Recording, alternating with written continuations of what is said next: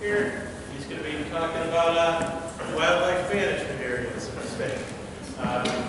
Thanks a lot for being here, Mike. You're welcome. Thank you for having me. Really appreciate Adirondack Mountain Club inviting me to talk with you tonight a little bit about our wildlife management areas.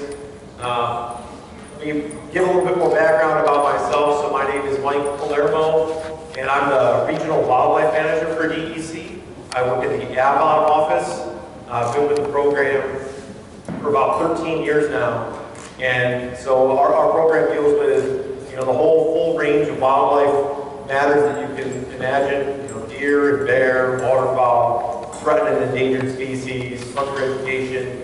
But also we work with our wildlife management areas, which is a pretty significant part of our time. They're pretty intensively managed, just the types of properties, the types of habitats on them, the species that use them and what they need, and then to try and encourage public use and have appropriate access for them. A lot of effort goes into it. So it's nice to give you a bit of an idea of it tonight, with a focus on the public use side and the access, and less so on the habitat, just because that would take a much longer presentation to really do justice. So first, just some details of, well, what is a wildlife management area? Some people may be familiar with that. In this audience, you may have visited some of these properties. Others, it might be a new term.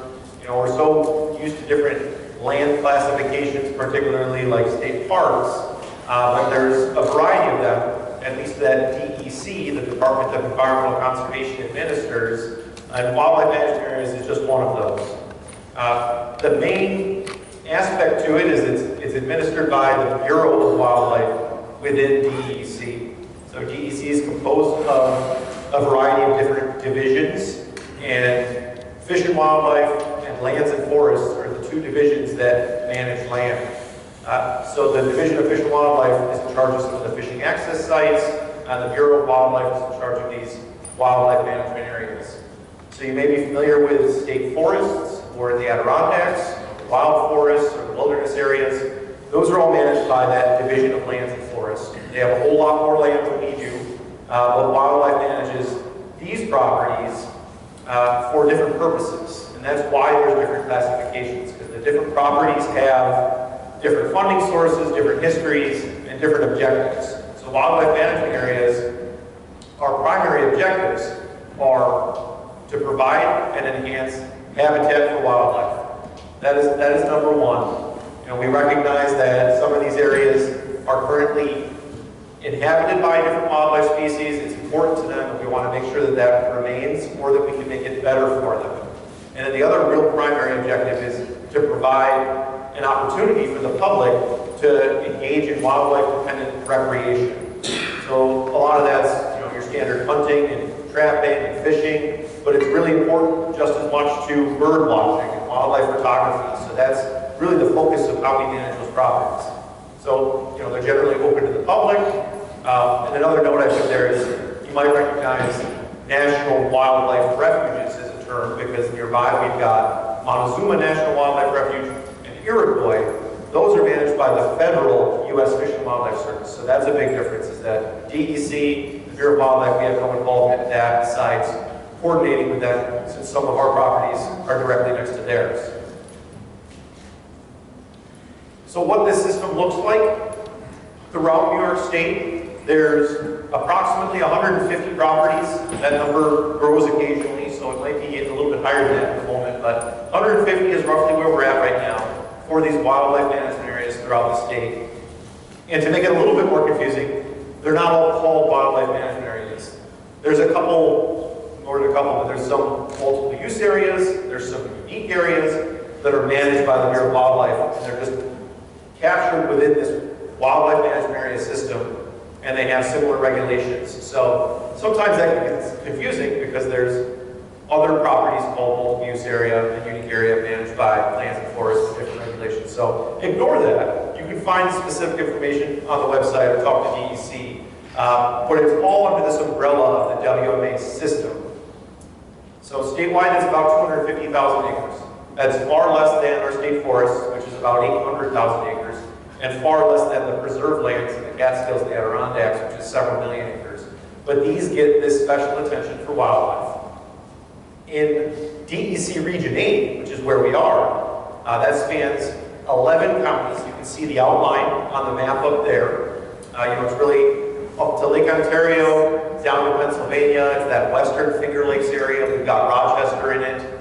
We have 25 wildlife management areas, and that totals about 50,000 acres. So we've got a lot of land that we need to manage and make sure that it's accessible to the public, and that the habitats important for wildlife are sustained there. So I didn't label them on this map, but you can see the different wildlife management areas in red, just to show you that they're distributed throughout the region. The labels on there just made the map look just too congested. And I'll name drop what some of these properties are, so you'll get an idea of what some of them are. You might recognize them, or you might be able to find them later on the internet to learn more. But what's important and notable is that the further north in the region, up near Lake Ontario and the Lake Plain area, Orleans, Genesee, Wayne, Monroe County, there's wildlife management areas up there.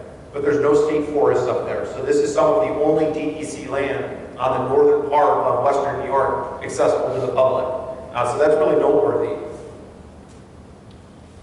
So an important aspect of how we manage these is tied to the funding that pays for them.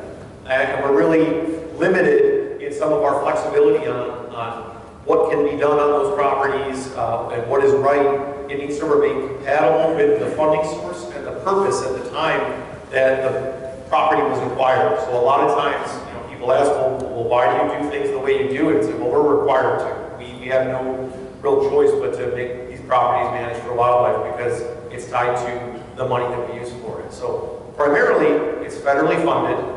That comes from the Pittman-Robertson Act, which is also called the Federal Aid and Wildlife Restoration Act. And that was passed back in 1937, and it has been an absolutely transformative endeavor to fund wildlife conservation broadly throughout the United States. And that is funded by an excise tax that is applied to the sale of firearms, ammunition, and archery equipment. And that all goes into a pot of money that's distributed to the states based upon the land mass area, how big the state is, the population of the state. And that's how it gets divvied up. New York luckily has both a decent area size and population, so we get a fair amount of this funding. But part of that, just if anyone's familiar with how grants work, we have to match some of that funding. I believe it's 25%. And that is matched with state funds that come out of our conservation fund. Conservation fund is mostly funded by the sale of hunting licenses, fishing licenses, and when somebody gets in trouble for breaking the rules while hunting or something, their fine goes into the conservation fund. So most of this is funded by people that use the wildlife resource and enjoy it. A little bit of funding comes from other sources, so I listed them up there just for awareness. There's the New York State Environmental Protection Fund. That's state money. Not 100% sure exactly how it's funded. I know it's partly real estate transfer taxes. So that might be where some of the general people in this room that may not be engaged in hunting or fishing or buying firearms is contributing to some of the management on this property. But it's probably only about 10% of what we're doing. And it's usually for when we do things on properties that are more significant, like $1 million project to replace a large bridge, and things like that, or to remove old buildings that are a hazard and it needs hundreds of thousands of dollars of asbestos abatement, things like that. It's often coming out of this environmental protection fund. And then a small amount, usually for special habitat projects or special access projects like building a new viewing platform or something. It comes from our habitat and access stamp.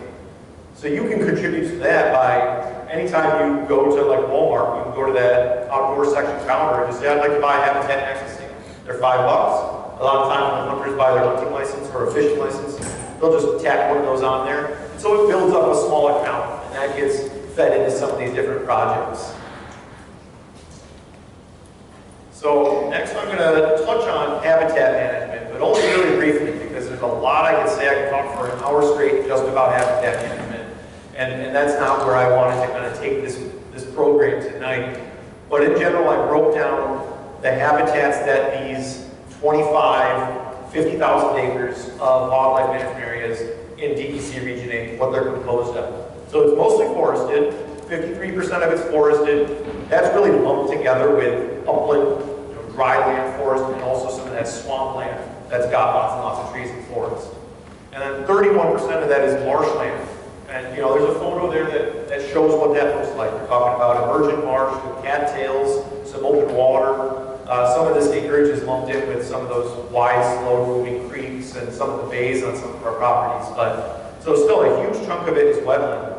And a lot of that is land that had historically been disturbed, been drained for agriculture, and we've since, over the past 70 years or so, restored that wetland. And it requires a lot of active management with big berms, water control structures. We're raising and lowering water levels all the time. So it's really intensively managed. And that's a big difference between WMAs and state forests. A lot of state forests, it's just forest, you ignore it. We have to spend a lot of time per acre on these properties.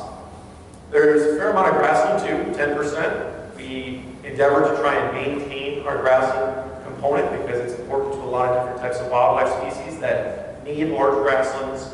A lot of those species are declining. They don't have a lot of habitat. A lot of our open land is in active agriculture. So maintaining those sites, trying to make them the best quality they can is really important to us and those species.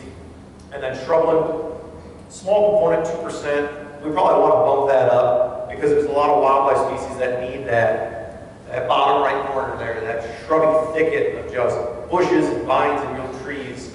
There's a lot of species that's really what they need, and their numbers are going down without it. So that's one that we're trying to increase on the landscape.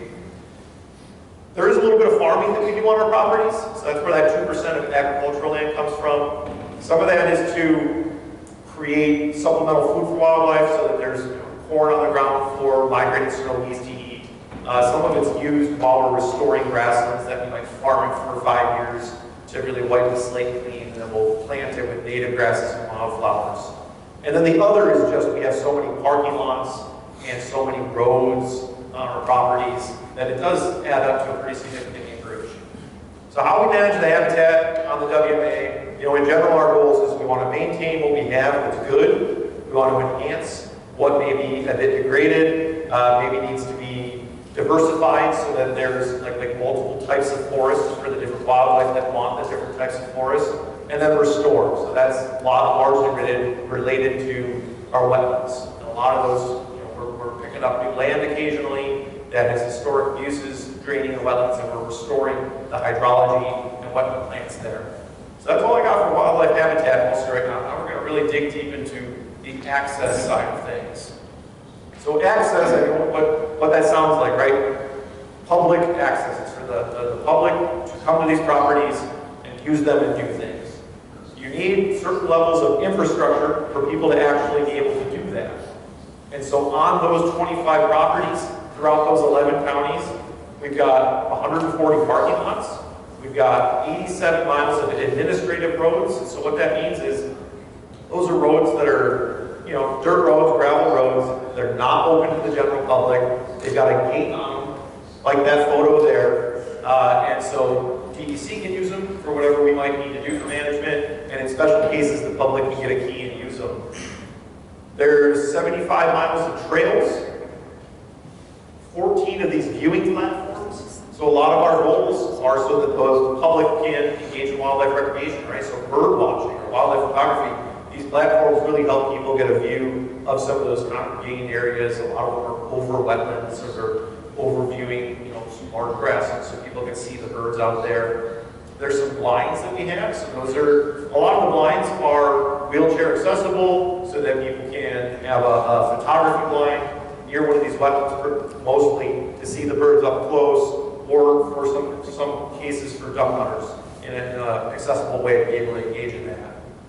There's some boat launches, 21 boat launches. Some of those are motorboat launches. Most of those are hand launches for canoes and kayaks. We've got a little bit of boardwalk, 900 feet. We generally try not to go crazy with boardwalks because it's a lot to maintain and a lot to replace when the time comes. 27 bridges. Some of those are vehicle bridges. Some of those are just foot bridges. And 130 of those gates. So I lay all that out just so you can really understand. We have a lot to maintain. There's a lot of resources, and it takes a lot of effort and time and a lot of money. So that's where a lot of our funding comes from. You know, annually, I don't recall exactly what New York gets, but it's a few $1 million or more, and it's getting spent to maintaining these and doing some of those habitat projects. So there's a lot going on. So our access goals, really we want to maintain the access that we have. It's getting utilized by the public. We understand it's important, but we want to improve it. Is it not built in a sustainable way? Does it need to be repaired? And can we do more? Do we need to put another parking lot? Do we need to increase trails, or do we need to put in more viewing platforms? So that's important things that we do try to engage with the public to understand what they're expecting, what they need, and then we can try and put those on the ground. And we want to recognize that there is, a limitation in what is actually accessible to individuals with disabilities. So we're working on trying to have more ADA compliant access features for people to use. This picture on the side shows it's a short 100-foot boardwalk to a viewing platform. It's at Kinesis Inlet, WMA, south end of Kinesis Lake. That thing's almost 35 years old, lots of rotten boards, it's fallen apart, it's overgrown, it's been repaired a dozen times. That's scheduled to be, there's actually 3 of these, very similar, all along the edge of it's a 400-acre marsh, it's a big marsh, there's 3 of these. Those are planned to hopefully be replaced this spring, not spring, this summer or this fall. So that's a pretty expensive project. We're probably looking at $150,000. So it's a lot of work we're doing. So that's one of the projects that's going on down at I-Tour WMA near Naples, New York. If you recognize that property, we want to put in a wheelchair accessible trail near one of our boat launches with a little viewing platform because there's a really great marsh system right at the south end of Canandaigua Lake that you don't really get to see very well unless you're on the water paddling. But from shore, so you can walk to or take your wheelchair to, doesn't exist. So we want to try and establish something there. We have some funding, we just got to get the permits. That will hopefully be done in the next year. Up at Lake Shore Marshes Wildlife Management Area, that's in Wayne County, up right on Lake Ontario. There's some trail systems we want to expand. There's some really gorgeous forest. It'll take you right along one of the barrier beaches on Lake Ontario. It's going to be really great once we get that finished. And then at Northern Montezuma WMA, so remember the 2 differences. There's National Wildlife Refuges, WMAs. The federal one, Montezuma, is directly south of the state property called Northern Montezuma. And we want to create a wildlife drive there similar to the federal one, if you've ever done that, where you just drive your vehicle along the marshes. You get great views of really cool birds. We're working on installing one of those on our property so that people can actually get a little bit closer without having to walk. So how do we plan all this, right? So management planning, we have documents we put together. We really think about these things. We have to have an inventory of our resources. We have to do calculations to know percentages of what we have, and then what's the quality, and then what actions can we take to make things better, to improve both habitat and access. So there's habitat management plans for these wildlife management areas. They're 10-year documents. We've gotten one of those written for probably about 17 of those 25 WMAs. There's still more to go. These are things that we just started writing these plans about 8 years ago. So it's a new concept to revamp some of the management plans that were 30 years old, get us in a better place. And then we also have access and public use plans. So those are exactly what they sound like. Taking an inventory of all the parking lots and trails, recognizing what public uses are best on that property, and then there's a public comment period so the public can actually say what they think is important, whether they disagree with anything or make proposals of, well, we think you should do this here or there. Those, we're only drafting so far a couple of those. We got a lot more work for those, so you'll get lots of opportunities for public comment in the future on these WMAs. And then there's also, we call them unit management plans. They can capture multiple properties in one plan, including both state forests and WMAs. And they talk about everything across the board, habitat and access, but in a little bit more of a broad way and less site-specific. Those have public commenting periods. Those have been around for decades. So if you've ever heard of that, commented on one of those, your say has been heard for how we manage a lot of these properties. But we take it seriously. We really want to be able to think things through and make sure that we're managing the best we can. So now into the public use side of things. This is the wordiest slide that I have, so I apologize. Don't worry about all the words, it's crazy. But there are regulations specific to wildlife management areas, and that's what you would really want to be aware of before you recreate on one of these properties to make sure that you're not accidentally doing something that's prohibited. Because it's different on state forests, there's different regulations. State parks, completely different, it's a different agency entirely. But what we have, it's called Park 51, that doesn't really matter. You can just go to Google and type in, DEC wildlife management areas. The first option should be the DEC page for those, and there's a PDF link so that you could read these if you wanted to. You don't need to, but if you wanted to. And then this really extremely wordy sign that probably doesn't draw too much attention to people is posted at most of our parking lots so that people could read them and get an idea of what is or isn't allowed. And like I said, we're really guided by the mandate of that funding. It must be tied towards wildlife, so that influences some of what's prohibited. So just the snapshot, you can hunt, trap, fish on these properties as long as it's an open season and you have a legal license.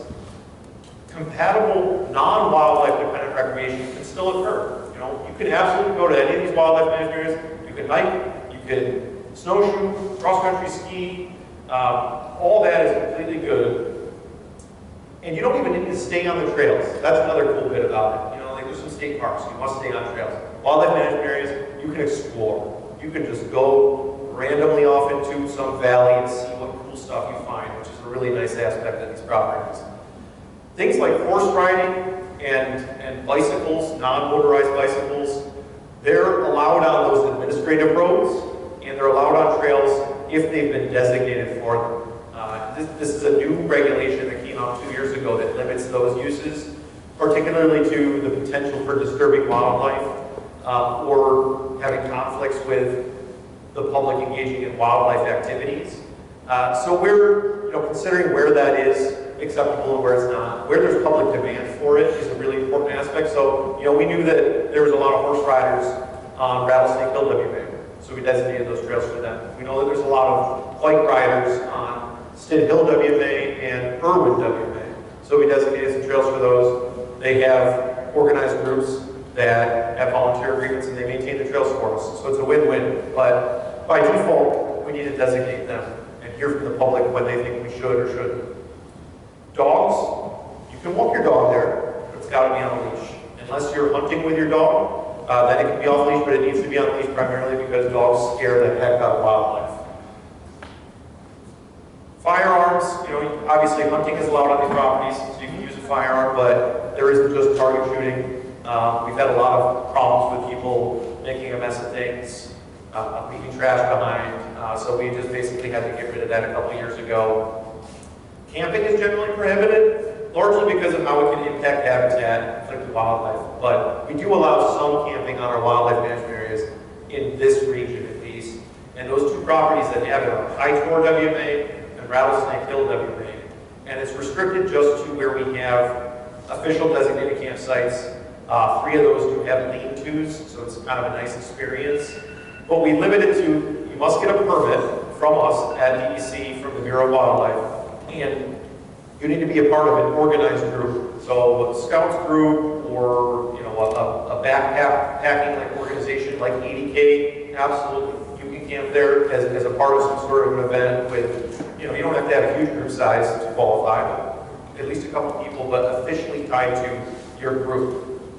And then there's other things that do happen. We have trail races on some of these properties. Other sort of activity, we just issue a permit if it seems appropriate and won't conflict with our goals. We have a program on those administrative roads, right? I think I said there was 87 miles of these on these properties. We've set aside 32 miles of those on 9 of those properties where if you have some disability and you fill out the application, your doctor signs your application, we'll issue you that permit, we'll give you a gate key, and you can drive deeper into these properties where other people can't, so that you can get farther away, whether you're just bird watching or just want to be in nature or you want to go hunting. We don't scrutinize that so much. You just have to qualify for the program. It's a great way to help people get a little bit further out there. So now I break down some of what I think individual properties are really good for. To give you some tips, if there's places that, there's certain activities that you're really into, and you want to have some ideas of where to go. Some of the best birding properties, in my opinion, and I'll just take that with a grain of salt, just my opinion, others may disagree or think other places are better, but northern Montezuma has absolutely got to be number one for bird watching. It's internationally renowned for the Atlantic flyway where birds migrate. We've got hundreds and thousands of ducks and geese and different water birds, your herons and your egrets, all stopping over at this property, and then some of them breeding throughout the summer. It's really remarkable when you go there in April and the sky is just flooded with hundreds of thousands of snow geese or pintail or whatever type of duck. It's really cool. Lakeshore Marshes is a really great property. So that one is, like I said, right on Lake Ontario in Wayne County. It has a mix of wetland and these bays, these cattail marsh, but also a lot of forest. And it's a really important property for migrating stopover for songbirds. There's been studies that just show they pile in there before they cross Lake Ontario. So if you go there during migration, you're going to pick up a lot of bird species that are just stopping over for the night, some of those songbirds. Then Tonawanda, that's over towards Iroquois National Wildlife Refuge. It straddles actually Genesee, Orleans, Niagara, and Erie County. It's a very wetland property, so similar to Montezuma, you get lots of those really cool birds stopping at the wetland for migration. Same with Catherine Creek. It's that wetland system at the south end of Seneca Lake draws in so many birds. It's a really cool marsh birds nest there throughout the summer. You get pine-billed grebes, least bittern, American bittern. It's really fun and exciting. And some of these properties have towers like that one photo, so you can get really good views. Some of the best hiking, in my opinion, is tied to some of the larger properties. High Tor down in Naples, Irwin, which is just west of Corning, Stid Hill, which is in Bristol, and Rattlesnake Hill, which is the very south side of Livingston County. Some of it overlaps into Allegheny County. These have the most true trails, right? Single track through the woods, because not everybody is wanting to walk on some dirt road, even though always like kind of quiet out in the woods. So these ones have the most of those. And some of the reasons why they do is because of volunteer groups that are established in helping out on those properties. I mentioned the horse group for Rattlesnake Hill, the bike groups for Stid Hill and Irwin, and High Tor. Part of that is just it gets a lot of public use, and so it's just established trails. But the Finger Lakes Trail crosses High Tor, and it crosses Rattlesnake Hill and Irwin. So that's a really nice relationship that maintains some of that trail. We have the relationship with them. And then there's a new group, if you haven't heard of it before, the Naples Trail Collective, which is focused on trail connectivity to the village of Naples, multiple different public lands, but a big one is High Tor. We just started a volunteer agreement with them, and we really hope that's going to make the trails on High Tor much better over time. So the best paddling? Can I ask a quick question? You can. Stid Hill, Yep. it's really been impacted by the landowner. You go up the path halfway now, and you can Yep. around the pond or over to the elbow. I'll- Are they going to reroute trails? I'll definitely talk about that in just a slide. Yeah, thank you for that. I'm definitely planning to touch on that because it's a problem and I'd like to solve it. So the best paddling, northern Montezuma is a really great one. It's got the Seneca River, part of the canal there. A portion of that property is called Howland Island. It's 3,000 acres, and you can paddle all the way around it. It's about a 9-mile loop, flat, calm water, peaceful, quiet. If you get there in the spring when the water's really high, you can paddle out into the forest because the forest gets flooded. It's really cool. But Lakeshore Marshes is great because a lot of those bays, and there's a lot of different slow meandering creeks through Cattail Marsh that you can paddle out to Lake Ontario, to some of the beaches on Lake Ontario where you're not going to see many other people. It's really awesome. Honeywood Inlet's great.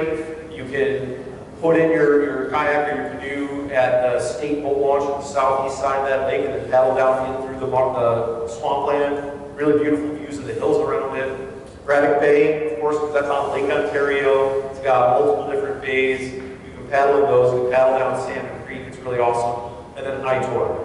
You can park at the Woodville boat launch right at the southwest corner of Canandaigua Lake. Just paddle out and go down West River into the marsh. It's really fun.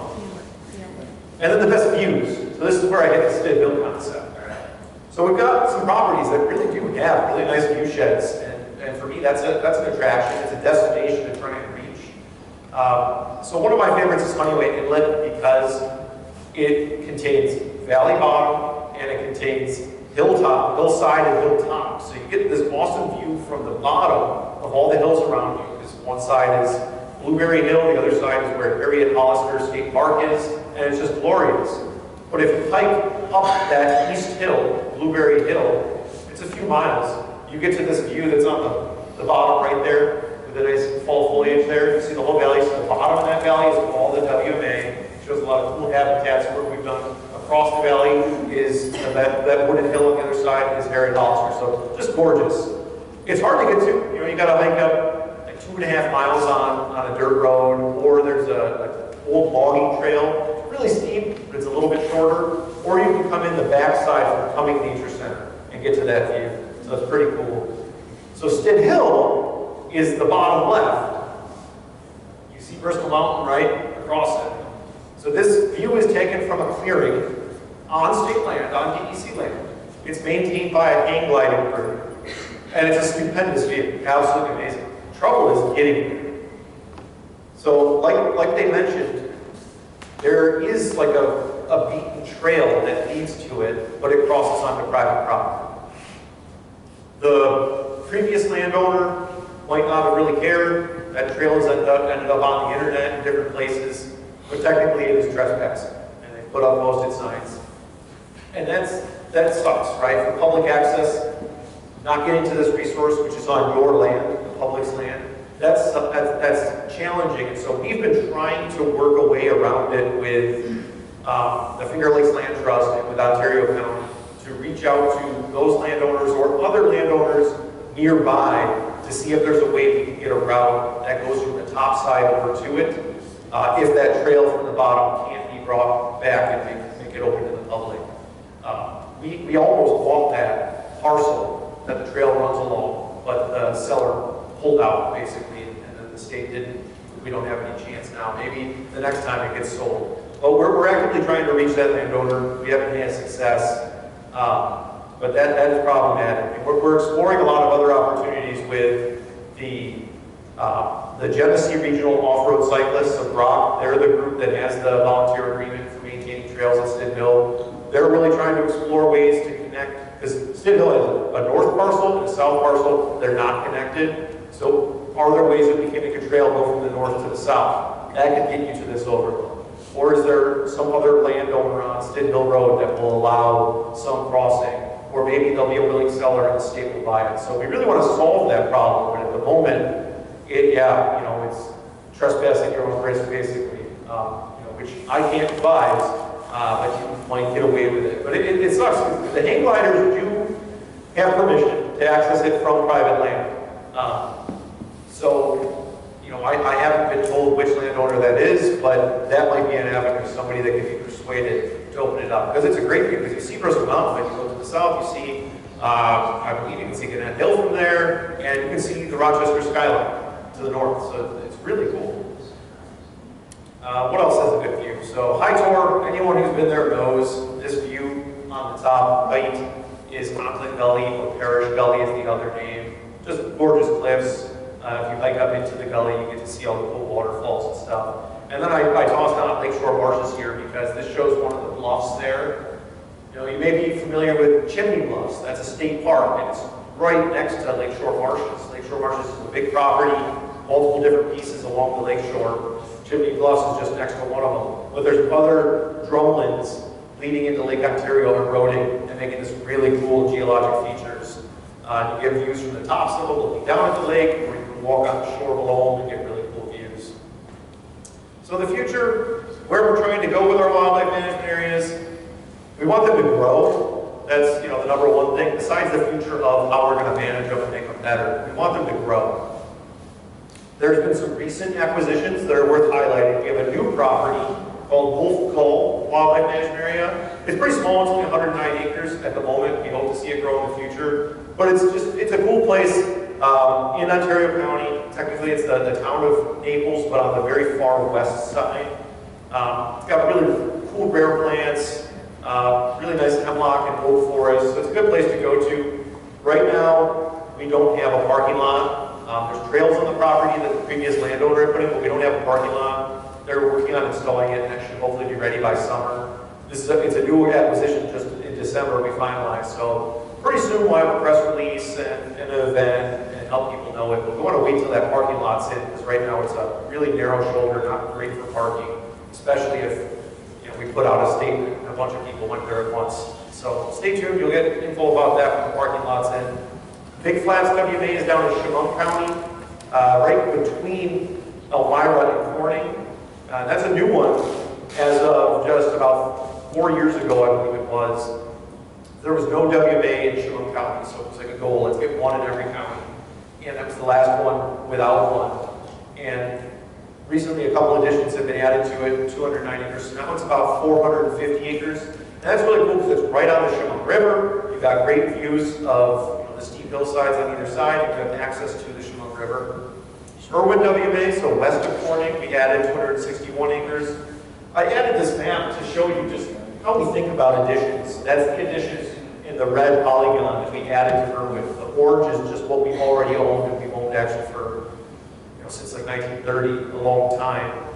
But what we're mainly looking for is to consolidate ownership. If we have weird shapes or we have pieces that don't touch, we want to connect them so that it's one contiguous piece the best we can. We want to plug any in holdings if there's random private land in the middle, try and just close that up. But we're looking to try and add to the system anything that has unique habitats, important wildlife species that are inherently living there, and or rare plants and different ecosystems. Those are our primary goals.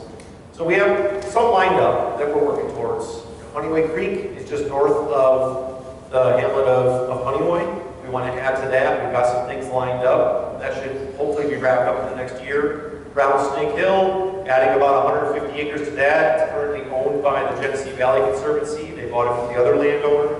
We often have to work with a third party because the state takes a long time to buy them. 2 years easily. Not all landowners are willing to wait that long. So we often partner with the Finger Lakes Land Trust or the Genesee Valley Conservancy or the Nature Conservancy.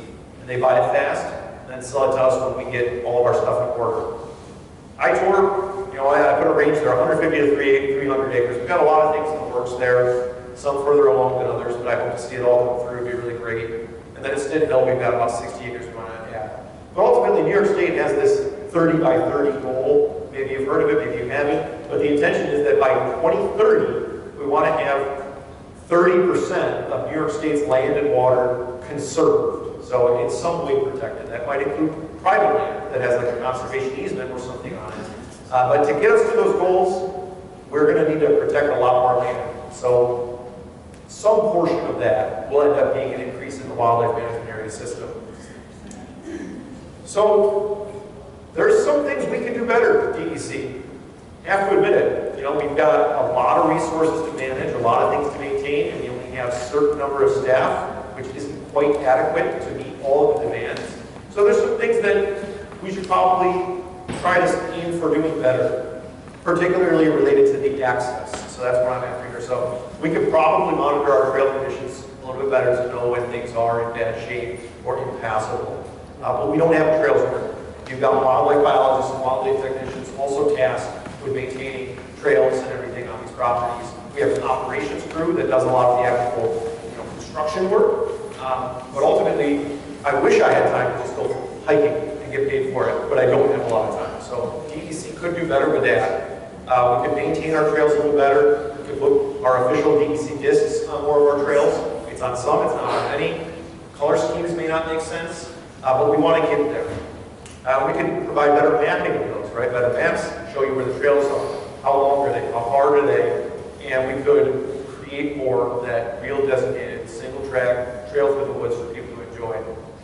What we need help with. So like I mentioned all those things, our staff capacity just isn't there, so it's going to be a long time before we can get it. We have to fight and convince somebody that it's important and get some staff. But in the meantime, we could use help from volunteers to do the trail maintenance, to take our markers and mark them, to just tell us when there's problems with trails. If there's a log down and you need to cut out, you can do it. And you can provide input where you think new trails should go. Because part of those regulations that I mentioned is you can't damage any vegetation or anything like that. So by default, you can't create trails without us approving it. There's plenty of herd paths where people just frequently walk and it gets beaten down.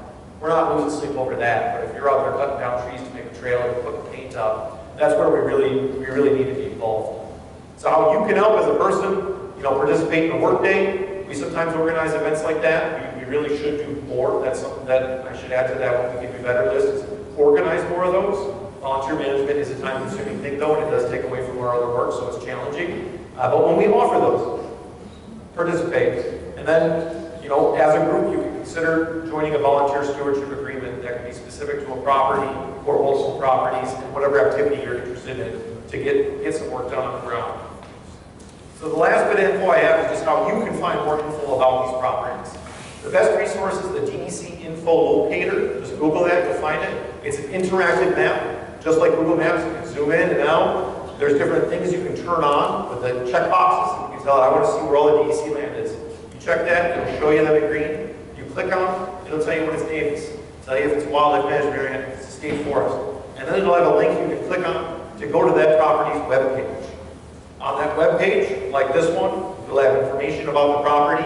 There might be some specific rules to that certain property. It'll all be laid out there for you. And if you click on one of the links on there, there's a map. You can get a PDF map of that property to see where the trails are, where the parking lots are, where those viewing platforms are, so that you can go and check them out and enjoy them yourself. And that's the end of my presentation.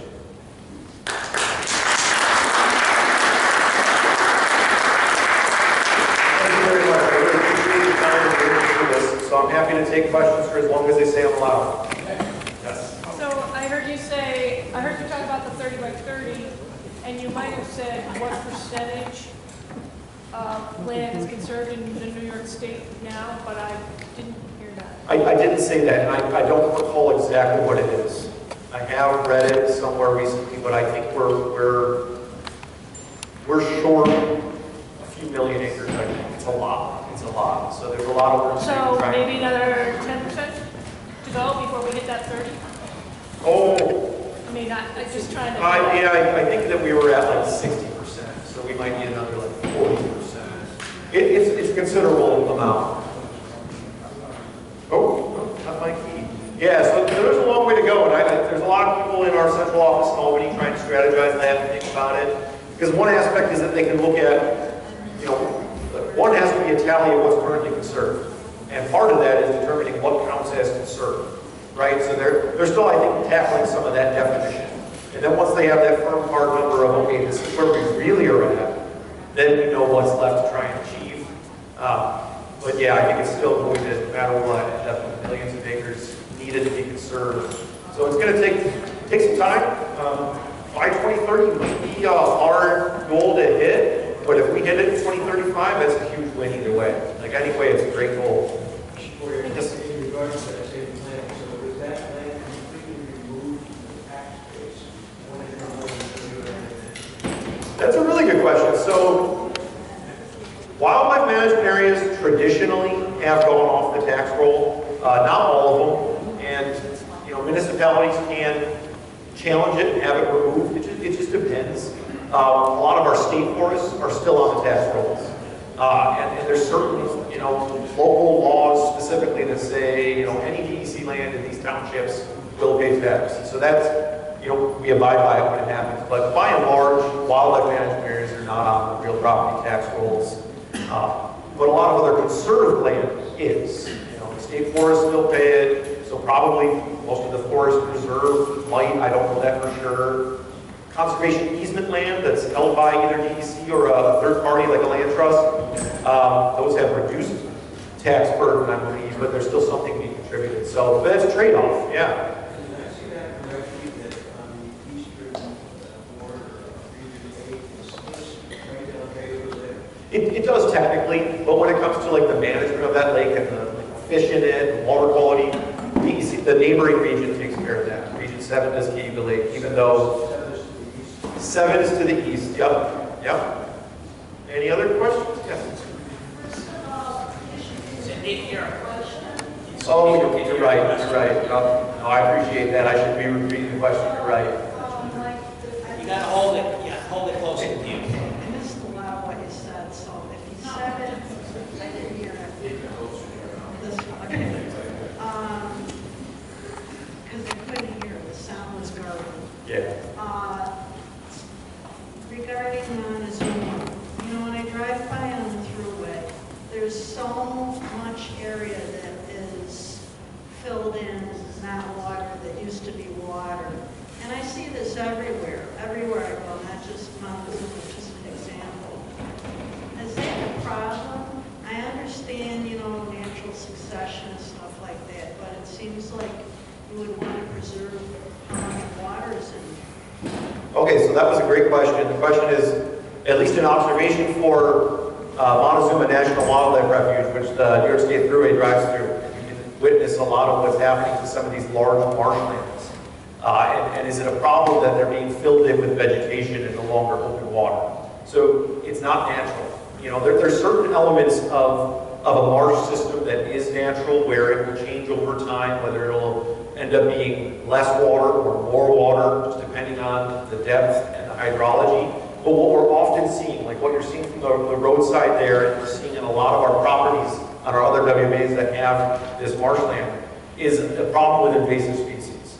So the two there, Phragmites is the big one that everyone sees, the really tall grass-like plant, the big puffing bloom for its seed at the top. But also a lot of our cattails are not native either. There's narrowleaf cattail, and it's hybrid with the native cattail, which is the broadleaf cattail. Grow very aggressively, move in, and fill in areas that typically would be a patchwork of water and emergent vegetation like cattails, which is great for a lot of wildlife because they want to live in the edge between the water and that.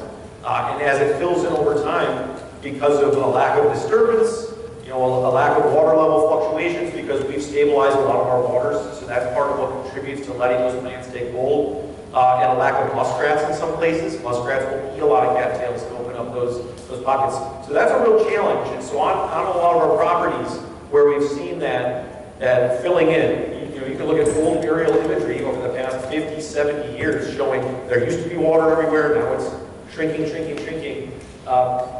Aside from trying to restore hydrology that would create, you know, massive flood events to tear things up and open it up every once in a while, we physically go in there. We just finished a $4 million project on northern Montezuma WMA, where we had large excavating equipment in there, digging channels, digging holes to create that, disrupt that just monoculture of cattail and Phragmites. Did you say muskrats are good for that? So muskrats can be good for that. If you can get them in there, they need a starting point, so that's a problem. They're not going to just be able to just enter a 100-acre of solid cattail and make a big dent. You need to have some open water for them to get started, and then they can help keep it balanced because they're, you know, eating the cattail, creating their little mounds out of the cattail. So we do try to encourage muskrat as much as we can in our properties for that purpose, because it helps the birds in the long run because of the habitat that the muskrat are creating. Yeah, folks, I'm sorry I got to cut off the questions. We got to get set up for our presentation at 7:30, but I'm sure Mike would be happy to answer any questions. And how about a nice hand for